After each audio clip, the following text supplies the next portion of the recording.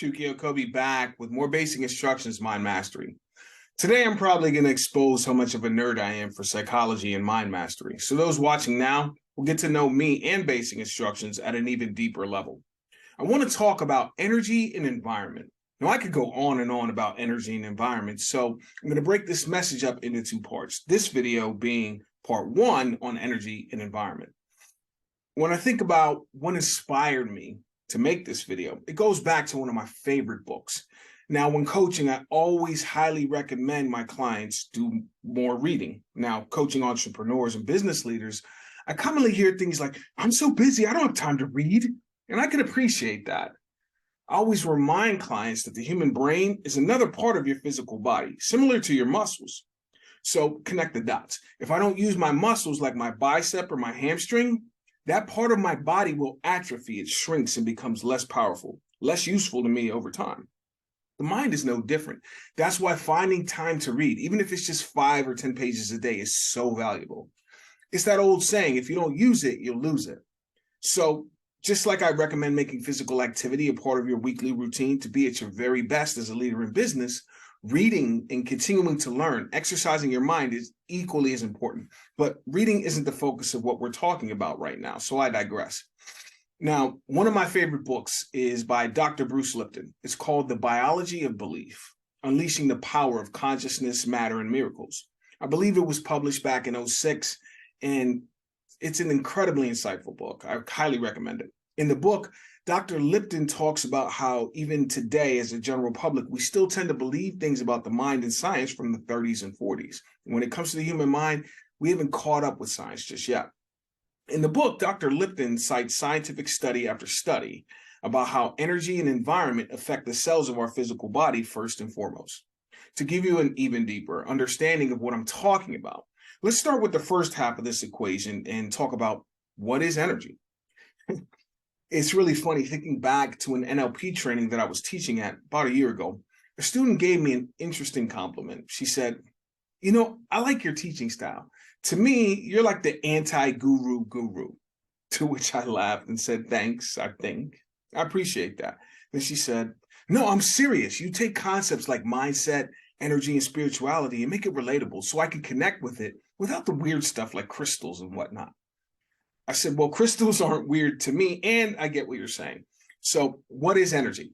In the simplest terms, energy is the electrical impulses that travel through the neural pathways, the nerves that run through your body. Think about it. That's where body heat comes from. You may not know that you didn't know that there's an actual energy field that goes around your body. It goes from your heart and wraps around your head, and it also goes out from your heart and wraps around your feet. Think about it like the magnetic poles of the earth or the energetic field around the planet. Now, I'm not talking about your aura. It's just that there's an energetic field that goes around your body, and science is actually able to validate that now. Perhaps you've heard of things like chakras. In ancient cultures like my favorite, the ancient Hawaiian culture, they talk about chakras, the energy centers of the body, and the heart center is huge. But never mind all that. Let's talk about atoms in your body. Now, atoms are the smallest unit of measurement. Now, if you're familiar with American history, I'm sure you've heard of the atomic bomb, right? The atomic bomb was a highly destructive device, and all scientists had to do to create such a massive explosion was split just one atom. Now, think about this. In the human body, we each have 7 billion atoms in your body. No, I'm not stuttering. That's 7 billion atoms.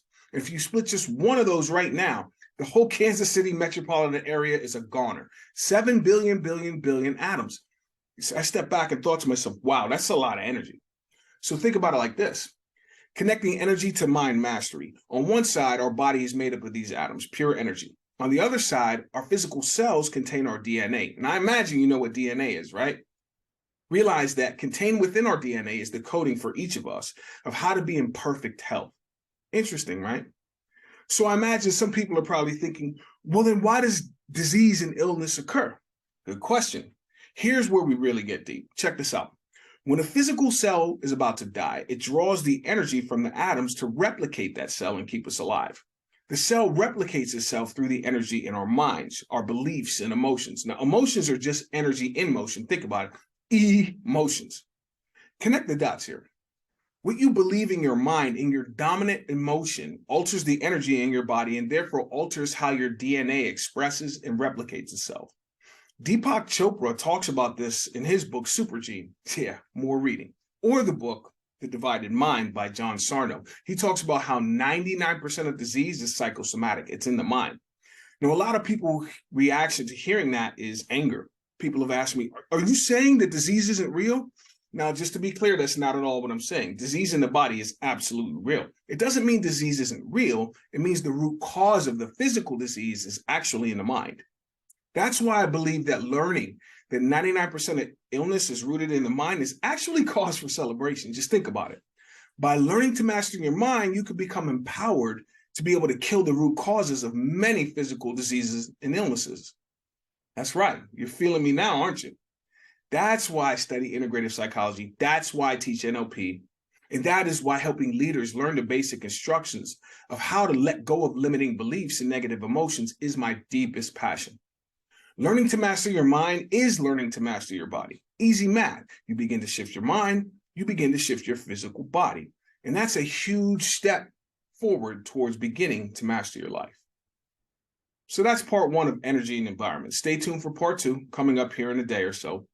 Thanks for staying with me. We'll go even deeper into the significance of environment in the next one. Success is simple if you know the basic instructions of mind mastery.